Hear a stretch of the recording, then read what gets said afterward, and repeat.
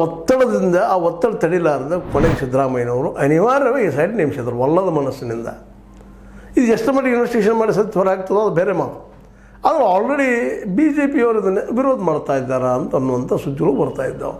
ಧರ್ಮಸ್ಥಳ ಧರ್ಮದ ಕೂಡಿಂಥದ್ದು ಅಲ್ಲಿ ಇಂಥದ್ದೆಲ್ಲ ಈ ಒಂದು ತನಿಖೆಗಳಾಗಬಾರ್ದು ಅಂತೇಳಿ. ಹೌದು, ಧರ್ಮಸ್ಥಳ ಧರ್ಮದ ಕೂಡದ, ಅದ್ರ ಮೇಲೆ ಭಕ್ತಿ ಅದ, ಎಲ್ಲರದ್ದು ನಂಬಿಕೆ ಅದ, ಹೌದು ಖರೆ ಅದ. ಆ ನಂಬಿಕೆಗೆ ಚ್ಯುತಿ ಆಗುವಂಥ ಆರೋಪಗಳು ಬರ್ತಾ ಇದ್ದಾವಲ್ಲ, ಅದನ್ನು ತೊಳೆದು ಹೆಂಗೆ? ಹೌದು, ಒಂದು ಕಾಲಕ್ಕಿತ್ತು ಧರ್ಮದ ಮೇಲೆ ನಂಬಿಕೆ ಇಟ್ಟು ಆಣೆ ಮಾಡಿ ಮತ್ತೇನೋ ಮಾಡಿ ಏನೋ ಅವ್ರ ಶಿಕ್ಷೆ ಆಗ್ತದೆ ನಂಬಿಕೆಗಳನ್ನು ಬೆಳ್ಕೊಂಡು ಬಂದಿದ್ದು. ಅದು ಆಯಿತು. ಅಣ್ಣಪ್ಪನ ಮುಂದಾಗಿರ್ಬೋದು, ಅಲ್ಲಿ ದೇವರು ಮಂಜುನಾಥನ ಮುಂದಾಗಿರ್ಬೋದು, ಎಲ್ಲರನ್ನೂ ಆಣೆ ಕಿರಿ ಎಲ್ಲ ಅದು. ಆದರೆ ಸತ್ಯ ಹೊರಗೆ ಬರಲಿಲ್ಲ. ಇದರರ್ಥ ಅವು ಮಾಡಿದಂಥವ್ರು ಸತ್ಯವಂತರು ಅಂತ ಅಲ್ಲ. ಇವ್ರು ಯಾರ ಮೇಲೆ ಸಂಶಯಪಟ್ಟಿದ್ರು ಅವ್ರು ಬಂದು ಆನೆನೂ ಮಾಡಿದರು, ಅದು ನಡೆದು ಹೋದ ಘಟನೆ.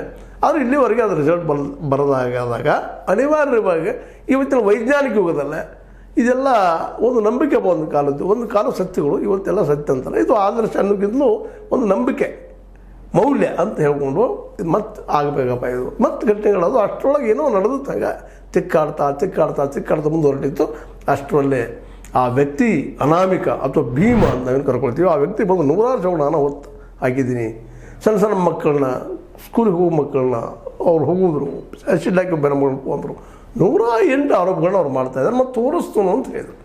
ಇದಂದಾಗ ಒಂದು ನ್ಯಾಯಶಾಸ್ತ್ರದ ಪ್ರಕಾರ ಆಗಿರ್ಬೋದು, ಅದು